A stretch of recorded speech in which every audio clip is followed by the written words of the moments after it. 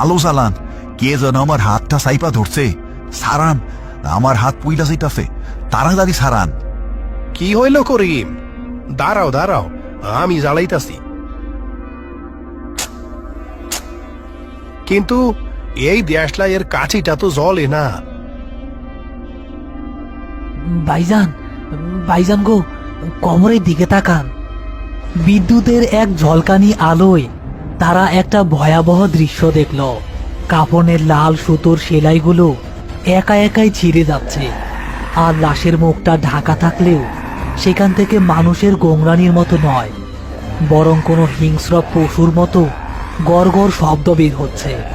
হঠাৎ লাশের কাফনটা বুক পর্যন্ত ছিঁড়ে গেল এবং দেখা গেল লোকটার বুকে চামড়ার উপর অদ্ভুত সব নকশা আঁকা, আর সেই নকশাগুলো দিয়ে টপ টপ করে কালো রক্ত বের হচ্ছে। লাশটা হঠাৎ এক ঝটকায় উঠে বসার চেষ্টা করলো, আর করিমের হাতটা সে এখনো ছাড়েনি।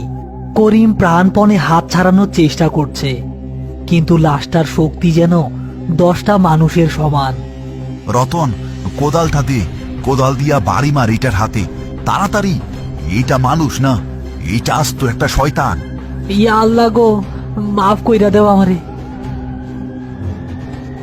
রতন কোদাল দিয়ে আঘাত করতে যাবে, ঠিক তখনই গোরস্থানের সবকটা কুকুর একসাথে কান্না করে উঠল, আর তেঁতুল গাছের উপর থেকে এক ঝাঁক বাদুড় ডানা ঝাপটে তাদের উপর নেমে এলো। হঠাৎ করেই গোরস্থানে যেন নরক নেমে এসেছে। এক ঝাঁক বাদুড় পাগলের মতো ডানা ঝাপটাচ্ছে তাদের 3 জনের মাথার উপর। রতন চোখ বন্ধ করে গায়ের সমস্ত শক্তি দিয়ে কোদাল চালালো। ইয়া আল্লাহ, বাসা নামাগো। রতনের কোদালটা লাশের হাতে না লেগে লাগলো করিমের কাঁধের হাড়ের ওপর।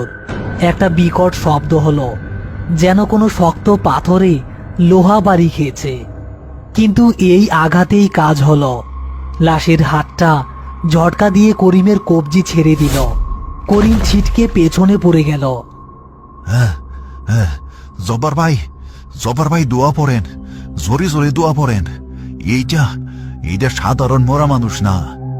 আল্লাহু লা ইলাহা ইল্লা হাইয়ুল কাইয়ুম।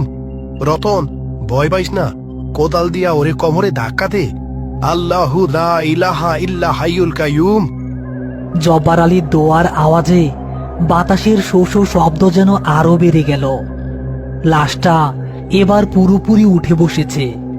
বিজলির আলোয় দেখা গেল লাশটার চোখ দুটো লাল সুতো দিয়ে সেলাই করা ছিল, কিন্তু এখন সেই সুতো ছিঁড়ে চোখ দুটো খুলে গেছে। সেই চোখে কোনো মনি নেই, পুরোটাই ধবধবে সাদা। লাশটা তার সাদা চোখ দিয়ে যেন রতনের দিকেই তাকিয়ে আছে। ওরে বাপরে, ভাইজান, ও তো আমার দিকেই তাকাই আছে। আমি পারুম না, আমার পা চলতেছে না। সর এখান থেকে, যা করার আমিই করবো। করিম তার জীবনের সমস্ত সাহস সঞ্চার করে কোদালের উল্টো পিঠ দিয়ে লাশটার বুকে সজোরে ধাক্কা দিল। লাশটা একটা অমানবিক আর্তনাদ করে চিত হয়ে কবরের গর্তের মধ্যে পড়ে গেল। পড়ার সাথে সাথেই কবরের তলার কাদামাটি যেন ফুটন্ত পানির মতো টকবক করে ফুটে উঠল। মাটি দেও করিম, জলদি মাটি দেও, ওরে উঠতে দিও না।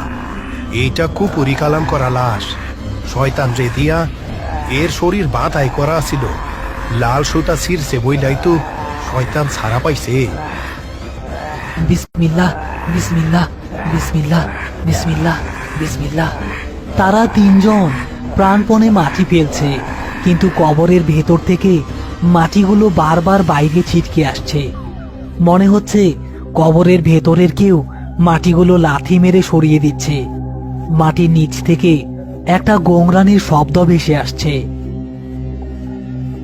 রতন, ওই পাশ থেকে বড় পাথরটা নিয়ে আয়, ওইটা দিয়া ওর বুকে চাপা দিমু। একটু খারাপ, আনতাছি ভাইজান। করিম ও রতন ধরাধরি করে গোরস্থানের সীমানায় পড়ে থাকা একটা ভাঙা নাম ফলকের পাথর আনলো। তারা তাদের সমস্ত শক্তি দিয়ে পাথরটা কবরের ভেতর ছুঁড়ে মারল। পাথরটা পড়ার সাথে সাথে একটা হাড় মটমট করার মতো শব্দ শোনা গেল এবং ভেতরের নড়াচড়াটা কিছুটা কমলো। প্রায়